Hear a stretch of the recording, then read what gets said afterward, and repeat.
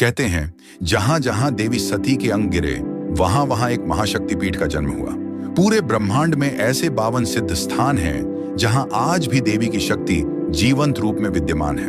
पर क्या होगा अगर हम आपसे कहें कि इन्हीं 52 शक्तिपीठों से हटके एक गुप्त और अत्यंत शक्तिशाली शक्तिपीठ भारत के हृदय में विंध्याचल की 800 फुट ऊंची दुर्गम चोटी पर सदियों से स्थापित है।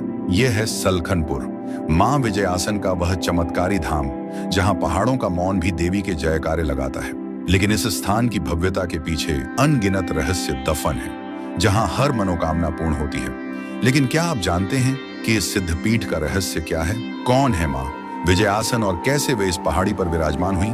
आखिर 52 शक्तिपीठों में से एक है या नहीं, और अगर है तो यह कौन सा पीठ है और यहाँ माता सती का कौन सा अंग गिरा था?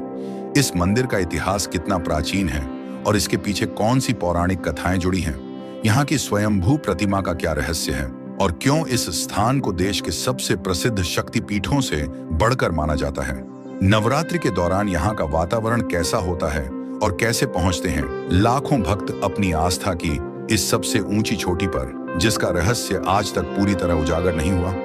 धरती का सीना चीरकर प्रकट हुई मां की यह स्वयंभू प्रतिमा किसने और किस उद्देश्य से इस शिखर पर स्थापित की? कैसे एक अनजान पहाड़ी देखते ही देखते करोड़ों लोगों की आस्था का सबसे बड़ा शिखर बन गई? इस विराट मंदिर की नींव का पहला पत्थर किसने रखा था और किसके प्रयासों से यह भव्य स्वरूप साकार हुआ? और सबसे बड़ा रहस्य तो इसी चोटी पर मौजूद है। इसी शक्ति के शिखर पर स्थापित वह प्राचीन शिव मंदिर, क्या वह भी स्वयंभू है या उसे किसी भक्त ने स्थापित किया था? उस शिवालय का इस शक्तिपीठ से क्या संबंध है? क्या शक्ति और शिव का एक ही शिखर पर यह दुर्लभ संयोग इस स्थान को ब्रह्मांड का सबसे शक्तिशाली ऊर्जा केंद्र बनाता है? इन सभी अनसुलझे और अलौकिक सवालों के जवाब खोजने के लिए चलिए हमारे साथ इस दिव्य यात्रा पर, जहां हम सलखनपुर धाम की अ से झ तक की वह संपूर्ण और रहस्यमयी गाथा आपके सामने लाएंगे, जिसे जानकर आपका विश्वास हमेशा के लिए बदल जाएगा। मित्रों, यदि आप हमारे चैनल पर नए हैं तो हमारे चैनल को सब्सक्राइब करें और वीडियो को लाइक करें और कमेंट में जय माता दी अवश्य लिखें और इस वीडियो को अंत तक अवश्य देखें। सबसे पहला और सबसे गहन प्रश्न तो यही है कि कौन है मां विजयासन और कैसे वे इस दुर्गम पहाड़ी पर विराजमान हुई? इस प्रश्न का उत्तर हमें समय के उन कालखंडों में ले जाता है जब ब्रह्मांड में धर्म और अधर्म का महासंग्राम छिड़ा हुआ था। श्रीमद् देवी भागवत महापुराण और मार्कंडेय पुराण की कथाओं के अनुसार एक ऐसा समय आया जब देवताओं का त्रिलोक पर अधिकार असुरों ने छीन लिया। शुंभ और निशुंभ नामक दो महापराक्रमी असुर भाइयों ने अपने बल और आतंक से देवराज इंद्र को पराजित कर स्वर्ग पर आधिपत्य जमा लिया। देवता अधिकारहीन और निराश्रित हो गए। ब्रह्मांड में आसुरी शक्तियों का अंधकार छाने लगा। इसी अंधकार को और गहरा कर रहा था एक ऐसा दैत्य जिसके नाम मात्र से सृष्टि कांप उठती थी, रक्तबीज। महर्षि कश्यप और दिति का पुत्र रक्तबीज पूर्व जन्म में असुर सम्राट रंभ था, जिसे इंद्र ने छल से मार दिया था। उसी प्रतिशोध की अग्नि में जलते हुए उसने भगवान शिव की घोर तपस्या की और एक ऐसा अद्वितीय वरदान प्राप्त किया जिसने उसे लगभग अजेय बना दिया। उसे वरदान था कि उसके शरीर से रक्त की एक भी बूंद जहां कहीं भी पृथ्वी पर गिरेगी, उसी क्षण उस बूंद से उसी के समान शक्तिशाली एक और रक्त भी जन्म ले लेगा। यह कोई साधारण वरदान नहीं था, यह अमृता का एक भयावह रूप था। युद्ध के मैदान में उसे घायल करना असंभव था, क्योंकि हर घाव उसे और शक्तिशाली बना रहा था। हर रक्त की बूंद उसकी सेना को अनगिनत गुना बढ़ा रही थी। इस वरदान के अहंकार में चूर रक्तबीज और शुंभ निशुंभ की सेना ने देवताओं पर ऐसा प्रलयंकारी आक्रमण किया कि देवता युद्ध भूमि से पलायन करने को विवश हो गए। जब सारे प्रयास विफल हो गए, जब हर अस्त्र शस्त्र उस मायावी दैत्य के सामने निष्प्रभ हो गया, तब समस्त देवताओं ने आदिमाया, जगदम्बा, हिमालय पुत्री मां पार्वती का स्मरण किया। उन्होंने एक स्वर में देवी से त्राहिमाम का आह्वान किया। देवताओं की करुण पुकार सुनकर मां पार्वती के शरीर से एक दिव्य कौशिकी स्वरूप प्रकट हुआ, जो देवी अंबिका कहलाई। देवी ने देवताओं को अभयदान दिया और असुरों के संहार का प्रण लिया। महादेवी ने चंडमुंड और धूम्रलोचन जैसे भयानक असुरों का तो संहार कर दिया, लेकिन जब उनका सामना रक्तबीज से हुआ तो एक विकट स्थिति उत्पन्न हो गई। देवी जितने प्रहार करती, रक्तबीज का रक्त पृथ्वी पर गिरता और हजारों नए रक्तबीज युद्ध भूमि में खड्डे हो जाते। यह देखकर देवी ने अपने विकराल, भयावह और आदिम स्वरूप मां काली को प्रकट किया। मां काली, जिनका स्वरूप अंधकार से भी गहरा और जिनकी जिह्वा प्रलय की अग्नि के समान थी, उन्होंने देवी चंडिका अंबिका के साथ मिलकर एक योजना बनाई। योजना के अनुसार चंडिका रक्त बीज पर प्रहार करती और महाकाली अपनी विशाल जिह्वा को फैलाकर उसके रक्त की हर बूंद को पृथ्वी पर गिरने से पहले ही पी लेती। यह एक अद्भुत और भयावह दृश्य था। मां चंडिका के प्रहारों से रक्त बीज का शरीर क्षत विक्षत हो रहा था और मां काली उसकी हर रक्त बूंद को अपने मुख में समाहित कर रही थी। रक्त की एक भी बूंद भूमि पर न गिर पाने के कारण नए दैत्यों का जन्मना बंद हो गया और अंततः शक्ति के उन दो प्रचंड स्वरूपों के सामने वह अजेय रक्त बीज निढाल होकर गिर पड़ा और उसका अंत हुआ। 4 श्रीमद् भागवत के अनुसार रक्त बीज पर इस महान विजय के पश्चात देवी जिस स्थान पर देवताओं द्वारा दिए गए आसन पर विराजमान हुई, वही पवित्र भूमि विजय आसन धाम कहलाई और देवी का वह विजयी स्वरूप मां विजयासन के नाम से विख्यात हुआ। यह कथा इस प्रश्न का उत्तर है कि मां विजयासन कौन है।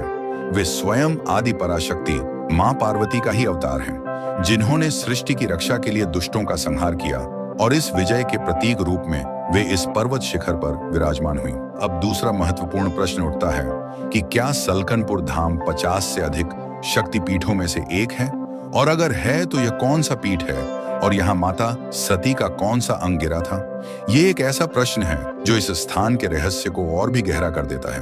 पौराणिक ग्रंथों में वर्णित 52 मुख्य शक्ति पीठों की सूची में सलकनपुर का नाम स्पष्ट रूप से नहीं मिलता। कथा के अनुसार जब भगवान शिव अपनी पत्नी सती के मृत शरीर को लेकर ब्रह्मांड में तांडव कर रहे थे, तब भगवान विष्णु ने अपने सुदर्शन चक्र से सती के शरीर के अंग विच्छेदित कर दिए थे। जहां जहां वे अंग गिरे वे स्थान शक्तिपीठ कहलाए। लेकिन सलकनपुर की कथा इससे थोड़ी भिन्न है। इसे मुख्य 52 शक्तिपीठों के अतिरिक्त एक गुप्त या 75वां शक्तिपीठ माना जाता है। कुछ विद्वान और भक्त इसे 108 शक्तिपीठों में से एक मानते हैं, जिनका वर्णन मार्कंडेय पुराण जैसे ग्रंथों में मिलता है। साथ यहाँ सती का कोई स्थूल अंग नहीं गिरा, बल्कि यह माना जाता है कि यहाँ विजय के उपरांत देवी के आसन का गिरना या स्थापित होना ही इसे एक शक्तिपीठ का दर्जा देता है।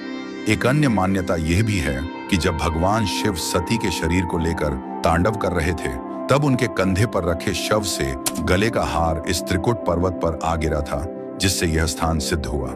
इसलिए यह पारंपरिक अर्थों में वैसा शक्तिपीठ नहीं है जहां शरीर का कोई अंग गिरा हो, बल्कि यह विजय और शक्ति के आसन का पीठ है। यह एक सिद्ध पीठ है जहां देवी साक्षात अपने विजयी स्वरूप में विराजमान है और इसकी ऊर्जा किसी भी महाशक्ति पीठ से कम नहीं है। यही इसका रहस्य और यही इसकी अद्वितीयता है कि यह ज्ञात होते हुए भी गुप्त है और सूची में न होते हुए भी परम शक्तिशाली है। इसके साथ ही यह प्रश्न है कि इस मंदिर का इतिहास कितना प्राचीन है और इसके पीछे कौन सी पौराणिक कथाएं जुड़ी हैं। इस मंदिर की प्राचीनता को लेकर कई मान्यताएं हैं जो इसे समय के विभिन्न कालखंडों से जोड़ ढती हैं। कुछ मान्यताओं के अनुसार यह मंदिर लगभग 6000 वर्ष पुराना है और समय के साथ जीर्ण शीर्ण होने पर इसका कई बार जीर्णोद्धार किया गया। एक ऐतिहासिक दृष्टिकोण यह कहता है कि इसका निर्माण लगभग 1100 ईस्वी के करीब गोंड राजाओं द्वारा करवाया गया था, जब वे पास के गिन्नौरगढ़ किले का निर्माण कर रहे थे। एक और मान्यता के अनुसार प्रसिद्ध संत भद्रानंद स्वामी ने यहाँ कठोर तपस्या की और नल योगिनियों की स्थापना कर इस क्षेत्र को एक सिद्ध शक्तिपीठ बनाया। मंदिर के गर्भगृह में जल रही 2 अखंड ज्योतियां और एक धूनी लगभग 400 से 500 वर्षों से निरंतर प्रज्वलित बताई जाती हैं, जो इसके इतिहास की प्राचीनता को प्रमाणित करती हैं। भोपाल के नवाबों के शासनकाल में भी इस मंदिर की व्यवस्था उनके संरक्षण में होती थी। यह भी इसके ऐतिहासिक महत्व को दर्शाता है। लेकिन पौराणिक कथाओं से इतर जो लोक कथा इस मंदिर की आत्मा में बसती है, वह है बंजारा समुदाय की कथा, जिसने इस स्थान को जन जन तक पहुंचाया।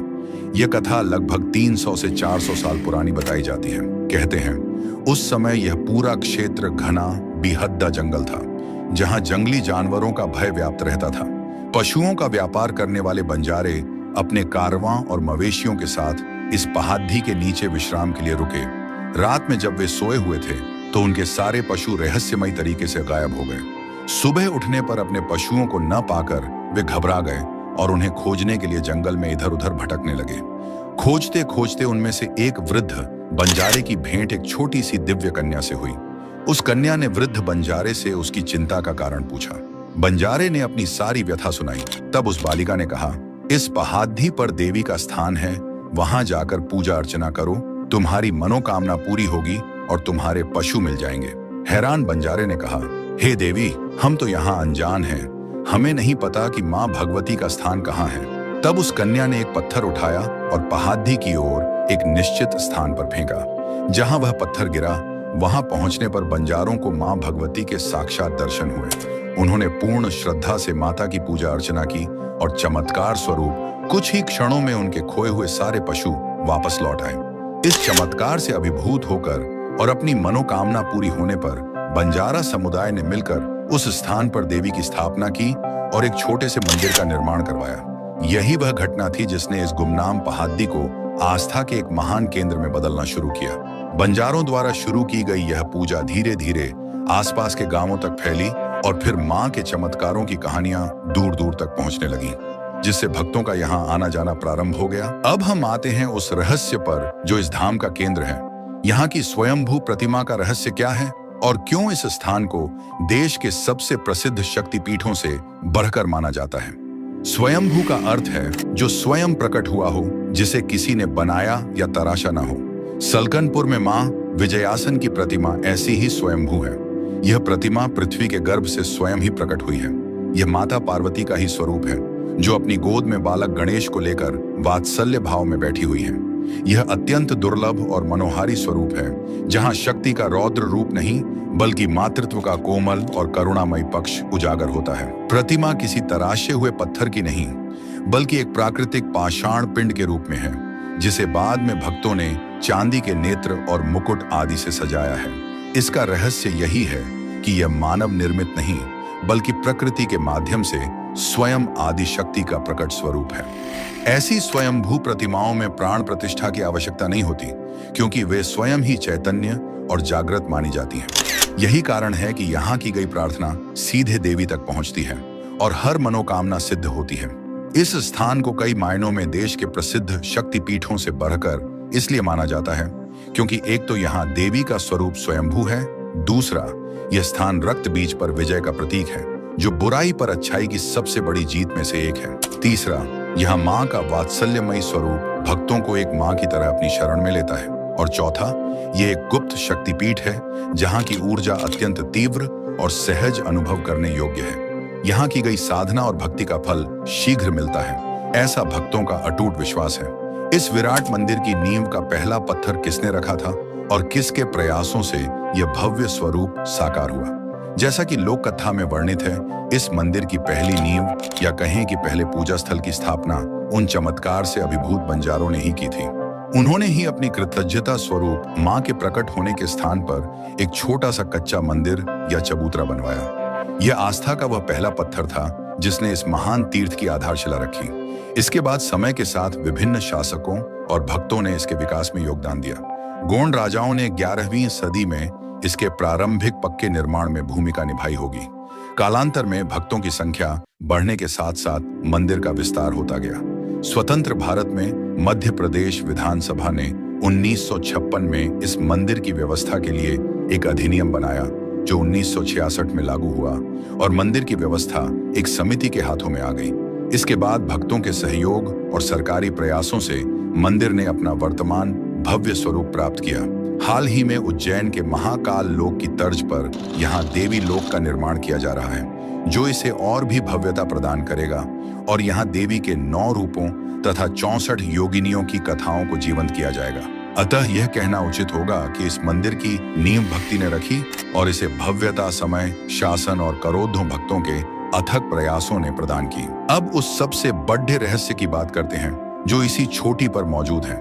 इसी शक्ति के शिखर पर स्थापित वह प्राचीन शिव मंदिर, क्या वह भी स्वयंभू है या उसे किसी भक्त ने स्थापित किया था? उस शिवालय का इस शक्तिपीठ से क्या संबंध है? क्या शक्ति और शिव का एक ही शिखर पर यह दुर्लभ संयोग इस स्थान को ब्रह्मांड का सबसे शक्तिशाली ऊर्जा केंद्र बनाता है? जी हाँ, मां विजयासन के मुख्य मंदिर के समीप ही कुछ ही दूरी पर एक प्राचीन शिव मंदिर भी स्थित है। इस मंदिर के बारे में बहुत अधिक लिखित इतिहास उपलब्ध नहीं है, लेकिन इसकी प्राचीनता और स्थापना को लेकर कई मान्यताएं हैं।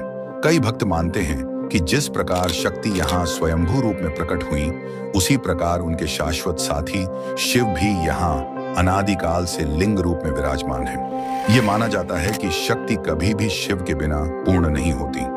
जहाँ शक्ति का वास होगा, वहाँ शिव किसी न किसी रूप में अवश्य उपस्थित होंगे। यह शिवालय उसी शाश्वत सत्य का प्रतीक है।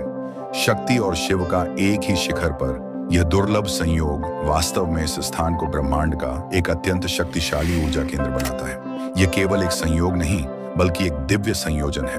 तंत्र और अध्यात्म के अनुसार शिव चेतना के प्रतीक हैं और शक्ति ऊर्जा की। जब चेतना और ऊर्जा एक साथ अपने चरम पर हों, तो वह स्थान सिद्ध हो जाता है। सलकनपुर की यह छोटी वही सिद्ध स्थान है जहां शिव और शक्ति का मिलन होता है, जहां सृजन और संहार की दोनों शक्तियां संतुलनमय है। यह स्थान भक्तों को न केवल देवी का वात्सल्य और विजय का आशीर्वाद प्रदान करता है, बल्कि भगवान शिव की वैराग्य और परम ज्ञान की ऊर्जा भी प्रदान करता है। भक्त मां के दर्शन के बाद भैरव बाबा, जो शिव के ही गण और उग्र रूप हैं, और फिर इस प्राचीन शिवालय में शीश नवाना नहीं भूलते, क्योंकि वे जानते हैं कि शक्ति की पूजा शिव के बिना अधूरी है। यह अद्भुत संयोग ही सलकनपुर को मात्र एक मंदिर नहीं, बल्कि एक संपूर्ण आध्यात्मिक ब्रह्मांड बनाता है, जहां आकर भक्त के जीवन के सभी कष्टों का निवारण होता है और उसे धर्म, अर्थ, काम, मोक्ष चारों पुरुषार्थों की प्राप्ति का मार्ग प्रशस्त होता है। अंत में बात करते हैं नवरात्रि के उस दिव्य वातावरण की, जब यह पूरा पर्वत आस्था के महासागर में डूब जाता है। नवरात्रि के दौरान यहाँ का वातावरण कैसा होता है और कैसे पहुंचते हैं लाखों भक्त अपनी आस्था की इस सबसे ऊंची चोटी पर। नवरात्रि के 9 दिन सलकनपुर के लिए वर्ष का सबसे बड़ा उत्सव होते हैं। इन दिनों में यह स्थान एक जागृत तीर्थ बन जाता है। पूरा पर्वत रोशनी से जगमगा उठता है। हवाओं में मां के जयकारों, भजनों और दुर्गा सप्तशती के पाठ की ध्वनि गूंजती रहती है। मंदिर के पट भक्तों के लिए लगभग 21 घंटे खुले रहते हैं, सुबह की पहली किरण से लेकर देर रात तक। दिन में 5 बार माता की विशेष आरती होती है, जिसमें शामिल होने के लिए भक्तों का सैलाब उमद्दा पद्दाता है। लाखों भक्त मध्य प्रदेश और देश के कोने कोने से यहाँ पहुँचते हैं। कई भक्त कठिन पदयात्रा करते हैं। भोपाल, होशंगाबाद, इटारसी, सीहोर जैसे शहरों से 200 किलोमीटर दूर से भी भक्तों की टोलियां नंगे पांव, हाथों में मां की ध्वजा ली, जयकारे लगाते हुए कई दिनों की यात्रा करके यहाँ पहुंचती हैं। उनके पांवों में छाले पर डीडीएस जाते हैं, शरीर थक जाता है, लेकिन आस्था की शक्ति उन्हें इस दुर्गम चोटी तक खींच लाती है। यह दृश्य अकल्पनीय और अद्भुत होता है, जब पर मीलों तक सिर्फ भक्तों का कारवां ही नजर आता है। मंदिर तक पहुंचने के लिए भक्तों को पत्थरों की बनी लगभग 1400 से अधिक सीढ़ियां चढ़नी होती हैं। हर सीढ़ी पर जय माता दी का उद्घोष सुनाई देता है। जो भक्त सीढ़ियां नहीं चढ़ सकते, उनके लिए पहाड़ी को काटकर बनाया गया 4.5 किलोमीटर लंबा सड्डेशिक मार्ग भी है, जिससे निजी वाहन या टैक्सी द्वारा मंदिर तक पहुंचा जा सकता है। इसके अतिरिक्त रोपवे या उद्दन अखटोला की सुविधा भी है, जो कुछ ही मिनटों में भक्तों को प्रकृति के मनोरम नवरात्रि में यहाँ विशाल मेला लगता है, जिसमें पूजन सामग्री से लेकर स्थानीय हस्तशिल्प तक सब कुछ मिलता है। कई भक्त अपनी मनोकामना पूरी होने पर तुलादान कराते हैं, जिसमें वे अपने वजन के बराबर अनाज, गुद्दा या अन्य वस्तुएं चढ़ाते हैं। बच्चों के मुंडन संस्कार और जवारे अर्पित करने की भी यहाँ विशेष परंपरा है। पूरा वातावरण भक्ति, ऊर्जा और विश्वास की एक ऐसी दिव्य तरंग से भर जाता है, जिसे शब्दों में व्यक्त नहीं किया जा सकता। ये एक ऐसा अनुभव है जो आत्मा को शुद्ध करता है और जीवन को एक नई दिशा देता है। इन सभी अनसुलझे और अलौकिक सवालों के जवाब हमें यह बताते हैं कि सलकनपुर केवल एक मंदिर नहीं, बल्कि एक जीवंत रहस्य है, जहां पौराणिक कथाएं, इतिहास और लोकास्था एक साथ मिलकर एक ऐसे दिव्य अनुभव का निर्माण करते हैं, जिसे जानने के बाद आपका विश्वास शक्ति की इस सर्वोच्च सत्ता पर हमेशा के लिए और भी दृढ़ हो जाएगा। ये मां विजयासन का धाम है, जहां विजय का आशीर्वाद मिलता है, जहां हर पुकार सुनी जाती है और जहां आस्था का शिखर हिमालय से भी ऊंचा है।